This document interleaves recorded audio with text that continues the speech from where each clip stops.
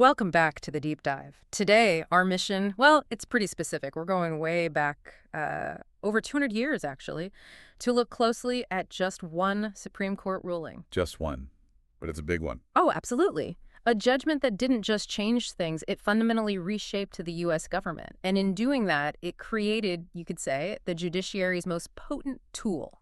We are talking, of course, about Marbury v. Madison, the 1803 decision. Exactly. Yeah, you often find this case sort of buried in law textbooks, right? Right.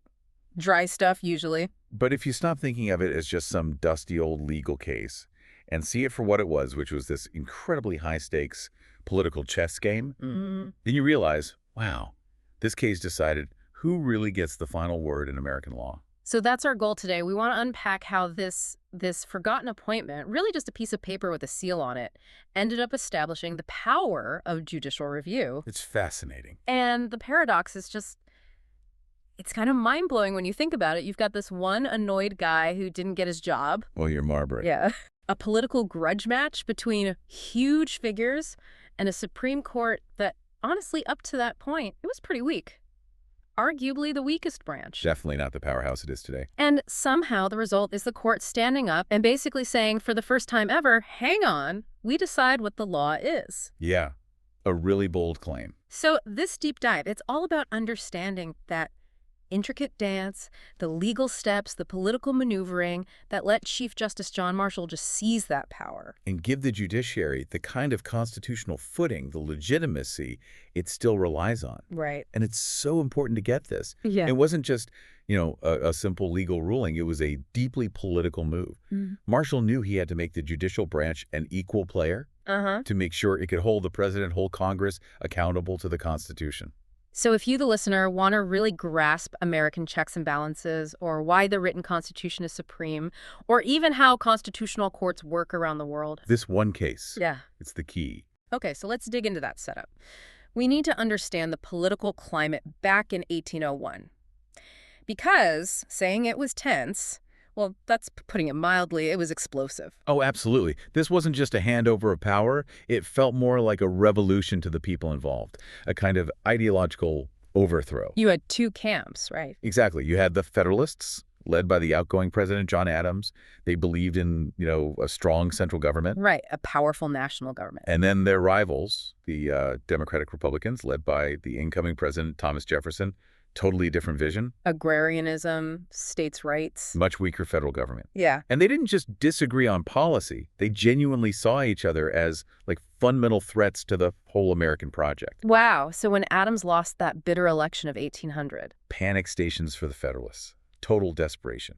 They knew they were about to lose control of the White House and Congress. So what do you do when you're about to lose political power? How do you try and hang on? Well, the sources show this absolute whirlwind of activity in Adams's final days, final hours, really, before Jefferson's inauguration in March 1801. Okay. They knew judicial appointments were for life. Yeah. So the courts, that was the last stand, the last fortress for Federalist ideas. Ah, lifetime appointments. Key detail. Crucial. So Adams and the outgoing Federalist Congress, they quickly passed the Judiciary Act of 1801. It basically reorganized the whole court system and, importantly, created dozens and dozens of new judgeships. Just created them out of thin air, essentially. Pretty much. Ready to be filled by Federalists. And this last-minute scramble, signing papers like crazy, I mean, literally until midnight on his very last day in office. Yep. That's exactly how it got that infamous name that's stuck in history, Yeah. the Midnight Judges. It just perfectly captures the feeling, doesn't it? The rush, the almost, cynical nature of it. It does. It was a clear attempt at political sabotage, trying to lock in a Federalist influence that Jefferson couldn't easily undo. Adams was signing commissions for all these new positions, circuit judges, justices of the peace, right up until the clock struck 12. Hundreds of them. Hundreds. And then these commissions had to be sealed. And guess who the outgoing Secretary of State was, tasked with sealing them? Let me guess. John Marshall. The same John Marshall who was also, wait for it, the incoming Chief Justice of the Supreme Court. No way. He was wearing both hats at the same time. For a short period, yes. Yeah. Just shows you how intertwined politics and the judiciary were back then. It wasn't this clean separation we sometimes imagine. Okay, so let's zoom in on our main character in this drama, William Marbury. He wasn't one of the big federal judges, right? No, not at all. He was appointed as a Justice of the Peace for the District of Columbia, a relatively minor post. But what about his specific appointment? Was it all official? That's the critical point the sources make. Marbury's commission, it was fully signed by President Adams, and it was sealed by Secretary of State Marshall. So, legally speaking, the appointment was done, finalized. So what was the problem then? The problem was timing. Because this all happened in such a frantic rush, right at the deadline, the actual physical delivery of that piece of paper, the commission itself. The final step. The final sort of ceremonial step, yeah. The thing he needed to officially take the oath of office, it just didn't happen before Adams was out and Jefferson was in. So Adams walks out, Jefferson walks in, and there's just this stack of signed, sealed, but undelivered commissions sitting there. Pretty much. Left on a desk, waiting for delivery. And that's the moment the conflict just ignites. Jefferson sees them. And he knows exactly what they are. He sees them as Adams's last-ditch effort to pack the courts with Federalist enemies. So he tells his new Secretary of State, James Madison. Another huge figure in the Democratic-Republican Party, future president. Right. He tells Madison, just stop. Don't deliver those remaining commissions. Hold them back. So Madison's decision not to deliver Marbury's commission wasn't just some bureaucratic oversight. It was deliberate, political. 100% political. The commissions were political acts, and refusing to deliver them was a political countermove. And Marbury, he's furious. He's got this job, legally his, or so he thinks. Right. And it's being denied purely because of politics, a political vendetta. He wasn't just going to roll over. He decided, okay, I'm going to fight this. I'm taking it to court. And he doesn't mess around. He doesn't sue some low-level clerk. Nope. Straight to the top. He sues the Secretary of State himself, James Madison. And the specific legal action he asks for is crucial here. It's called a writ of mandamus.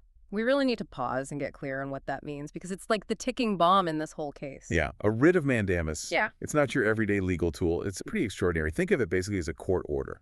A command from a higher court telling a lower court or a company, or, and this is key here, a government official, that they must perform a specific duty they're legally required to do. Usually a duty that doesn't involve discretion, just a clear administrative task. Like delivering a piece of paper that's already signed and sealed. Exactly.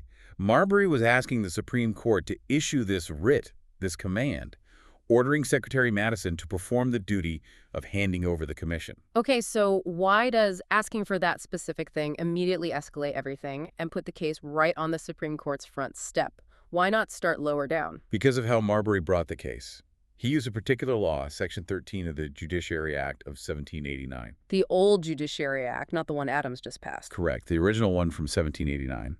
And this Section 13, well, it seemed to give the Supreme Court what's called original jurisdiction to issue these writs of mandamus against federal officials. Original jurisdiction, meaning the case can start right there at the Supreme Court. Exactly. Doesn't have to climb the ladder from lower courts. So, by suing Madison using this provision, Marbury forced an immediate, direct showdown. And the case landed squarely on the desk of the new Chief Justice, John Marshall. the very guy who, as Secretary of State, had sealed the commission in the first place. Talk about awkward.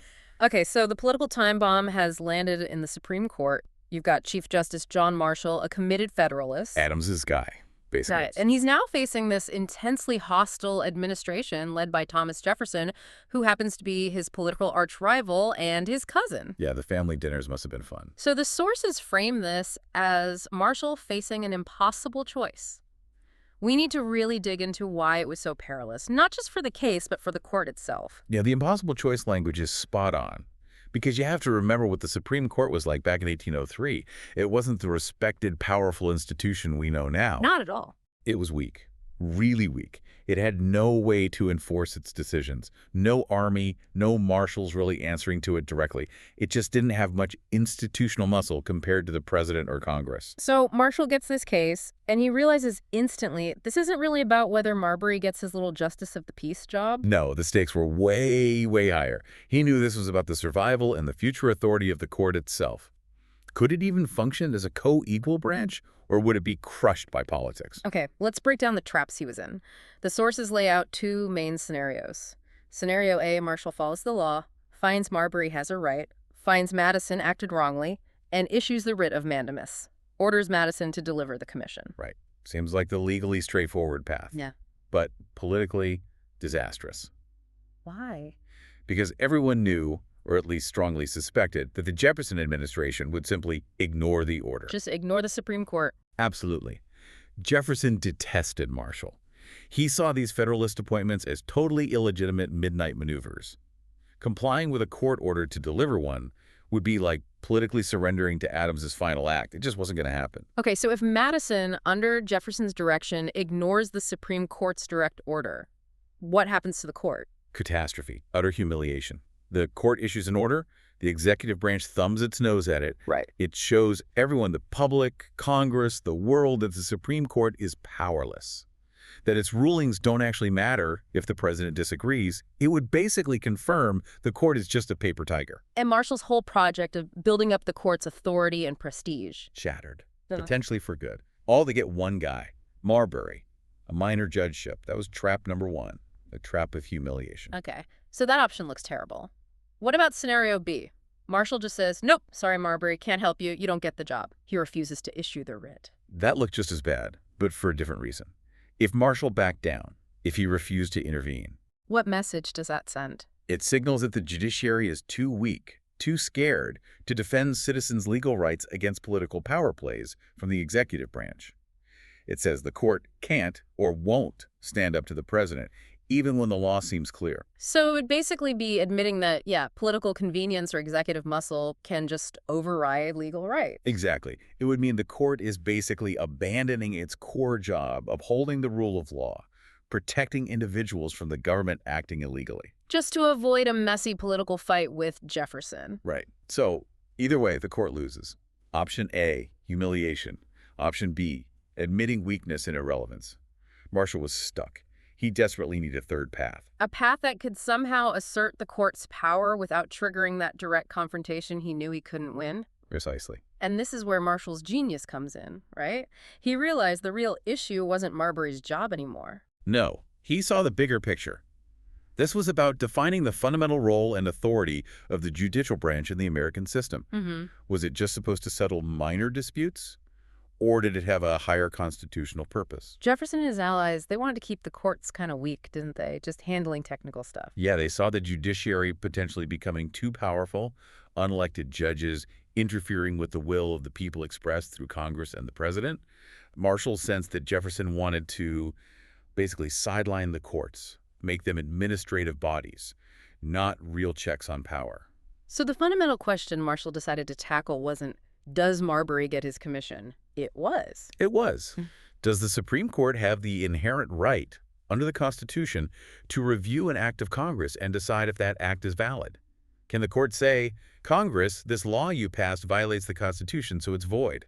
The power to strike down laws. Yes. If he could establish that power, the power of judicial review, but do it in a way that didn't require ordering Madison to do anything. Then he could win the war, even if he seemed to lose the immediate battle. Exactly. He could secure the court's ultimate authority for the long term, while cleverly sidestepping the unwinnable fight over the commission right now. So instead of confronting Madison and the executive branch, He decided to target Congress, specifically that old law, the Judiciary Act of 1789, that Marbury was using to bring his case directly to the Supreme Court in the first place. He shifted the focus from Madison's current political act to Congress's legislative act from years before. Brilliant, really. Okay, fast forward to February 1803. Chief Justice Marshall is ready. He delivers the opinion for a unanimous Supreme Court. And this opinion, it's remembered not just for what it says, but how cleverly it's put together. Oh, it was a masterclass. In legal reasoning, yes, but also in political strategy. He structures the whole thing around three key questions. Right, often taught as a three-part ruling, so almost like setting a trap. Let's walk through that structure. It really pulls together everything we've been talking about. Okay, so Marshall lays it out carefully. He asks the questions in a very specific order to build his case and manage the political fallout. First question, does Marbury actually have a legal right to this commission he's demanding? What did the court say? Emphatically, yes. The court was crystal clear. Since the commission was signed by the president, sealed by the Secretary of State, the appointment was complete. Done deal. So legally, the job was his. Legally, yes. Marshall stated very clearly that when a specific duty is assigned by law, like delivering a completed commission, the person entitled to it has a vested legal right. So, chalk went up for Marbury and implicitly for the Federalists. Okay. Step 1 affirms Marbury's right. Now, part 2. Did the law provide Marbury a remedy? Essentially, was Madison wrong to withhold the commission? Yes, again. This is where Marshall directly took on the executive branch, at least rhetorically. He stated plainly that Madison had wrongfully withheld the commission. He's chastising the Secretary of State. Absolutely.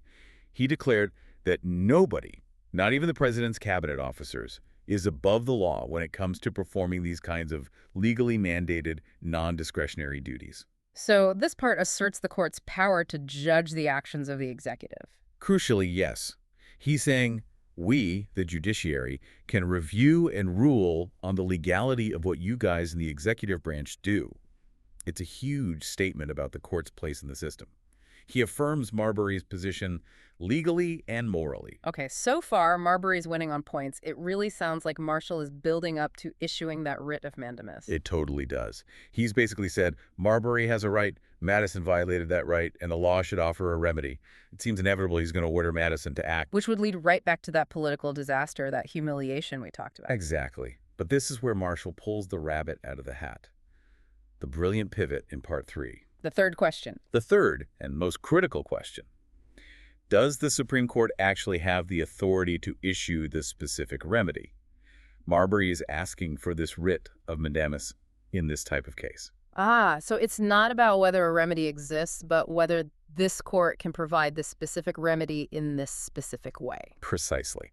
And remember, Marbury came directly to the Supreme Court using Section 13 of the Judiciary Act of 1789. Right. That law supposedly gave the court the power. Supposedly. But Marshall now puts that very law under the microscope.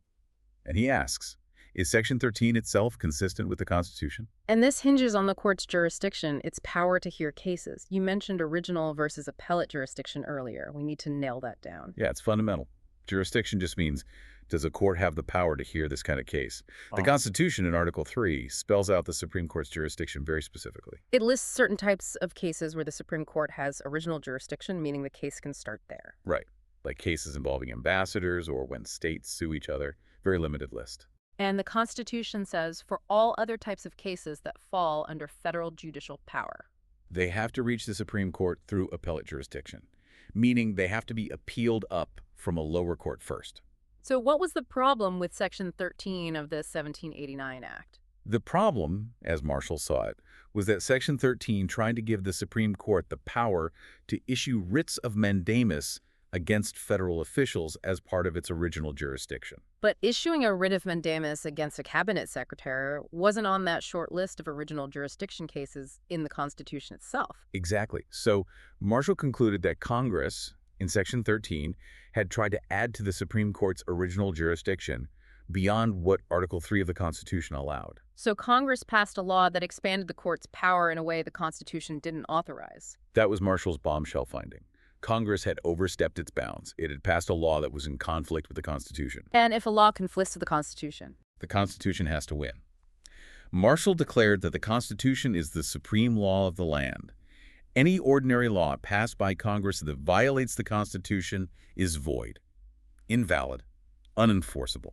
So the very law Marbury was relying on to bring his case to the Supreme Court was unconstitutional. Bingo. And if that part of the law was void, then the Supreme Court had no constitutional authority, no jurisdiction to issue the writ of mandamus Marbury wanted. Wow, so Marshall gets to slap down an act of Congress, asserting enormous power for the court, while simultaneously telling Marbury, sorry, can't help you, and avoiding the direct order to Madison. It was ingenious. He achieves the massive institutional victory while retreating from the immediate political fight. Yeah. He essentially says, Marbury, you're right in principle, Madison was wrong, but oops, the law you used to get here is unconstitutional, so we can't give you what you want. And this reasoning leads directly to the most famous lines from the ruling, the quote that basically defines judicial review. Yes. Marshall didn't mince words. He declared, it is emphatically the province and duty of the judicial department to say what the law is. Emphatically. Not maybe, not sometimes. It's the duty of the courts. Right. He's saying interpreting the law and, crucially, interpreting the Constitution and determining when a law conflicts with it. That's our job. That's what the judiciary does. So the unavoidable implication, the direct consequence is? A judicial review is born. The Supreme Court formally claims the power and demonstrates the power to review acts of Congress and to nullify them, to strike them down, if they conflict with the Constitution. Before 1803, this idea was debated, maybe hinted at, but it wasn't established practice. No, it was highly controversial. After 1803, thanks to Marshall's masterful ruling, it became the central pillar of American constitutional law. And he did it without needing the president's help to enforce anything. He won the big war for the court's power, even though Marbury lost his personal battle. Which brings us neatly to this really strange, almost paradoxical outcome, doesn't it? It really is ironic. The immediate result of this landmark decision, this legal revolution, William Marbury lost his case. Yep, he never got that commission. The guy who started it all walked away with nothing. So on a personal level, it was a defeat for him and for those other midnight judges hoping for their jobs. The court ultimately ruled against him on jurisdictional grounds. Exactly. But his personal loss was, well, it was the foundation for this immense historic victory for the judiciary as an institution. Because after Marbury v. Madison, the Supreme Court wasn't just a passive interpreter anymore, was it? Not at all. Marshall had effectively handed the court this incredibly powerful tool, maybe weapon is the better word, the power of constitutional veto. The ability to say no to Congress, no to the president, if their actions violate the Constitution. So the court transforms, really, from being kind of on the sidelines, sometimes worried about its own survival. Right, to becoming the ultimate guardian and interpreter of the Constitution, the final arbiter of what the supreme law of the land actually means. And this ruling fundamentally shifted the balance of power in the U.S. government. Absolutely. It cemented the idea that the Constitution wasn't just a set of guidelines or aspirations. It was actual, enforceable law, superior to ordinary politics, superior to the whims of whoever held power at the moment. And it's funny how Jefferson, Marshall's rival, sort of won the battle in the short term. He didn't have to give Marbury the job. He did. But he was reportedly furious about the ruling. Why? If he won the immediate fight. Because he instantly recognized that Marshall had won the war over institutional power. Marshall had established this principle of judicial review, this power for the court to strike down laws. And Jefferson had no way to fight back against that. Marshall cleverly struck down an old Federalist law, Section 13, a law Jefferson probably didn't like much anyway. So Jefferson couldn't defend the law Marshall struck down. Exactly. He couldn't challenge the principle of judicial review without looking like he wanted the president or Congress to be above the Constitution. Marshall completely outmaneuvered him. Did the court start striking down laws left and right after this? No, actually. The power of judicial review was used pretty sparingly for several decades after Marbury. But the principle, it was locked in, permanently established, waiting to be used when needed. And when we look at the U.S. today, that power is just fundamental, isn't it? It's everything. You can't understand modern American law or policy without understanding judicial review. Think about landmark civil rights cases, for example. Right, like Brown v. Board of Education. Exactly. The Supreme Court used its power of judicial review, established way back in Marbury, to declare state-mandated segregation unconstitutional. Without that power, how could the court have enforced the constitutional guarantee of equal protection against unwilling states or legislatures? It provides that ultimate check, ensures that basic constitutional rights can't just be voted away by a majority. Precisely. It protects fundamental principles from the sometimes temporary passions of politics. Okay, so huge impact within the U.S. But the sources also emphasize this wasn't just an American story. This idea, judicial review, it spread. It really did. The U.S. was the pioneer here. Before Marbury, constitutions were often seen more as political documents, statements of intent. Marbury helped turn the Constitution into supreme enforceable law, interpreted by an independent judiciary. And that model proved incredibly influential, especially after World War II. How so? Where else did we see this Marbury idea take root? Well, you see it reflected in the creation of powerful constitutional courts in many democracies, established or rebuilt after the war. Think of Germany's Federal Constitutional Court, or similar high courts in Italy, India, South Africa. These courts have the explicit power to strike down legislation. Yes, they're set up specifically to be guardians of their constitutions, to ensure laws passed by Parliament comply with the fundamental law. Canada is another great example. Its Charter of Rights and Freedoms gives courts significant power to review government actions, clearly influenced by this American tradition. So it's not an exaggeration to say that this concept, born from this small technical dispute over one guy's job in 1801, William Marbury's job, yeah. it really did become, as one source put it, a kind of sword and shield of modern democracy around the globe. I think that's fair. It represents the idea that the rules of the game, the constitutional rules, are paramount and can't just be changed by the players currently in power. Marshall's genius was ensuring that the ultimate authority resides not with the most powerful politician, but with the Constitution itself, as interpreted and defended by the courts. #tag outro. All right, so let's just quickly recap the journey we've taken today. It started with really a forgotten piece of paper, didn't it? A commission that didn't get delivered. Yeah, a direct result of that frantic midnight appointment rush by John Adams as he was leaving office. And we saw Chief Justice Marshall caught in this incredibly tight spot, this impossible political choice that threatened the Supreme Court's very existence. Right. Humiliation on one side, admitting weakness on the other. And then the masterstroke. Using that small legal technicality finding Section 13 of that old Judiciary Act unconstitutional to sidestep the immediate fight. While grabbing the ultimate prize. Establishing the court's power to interpret the Constitution and strike down laws.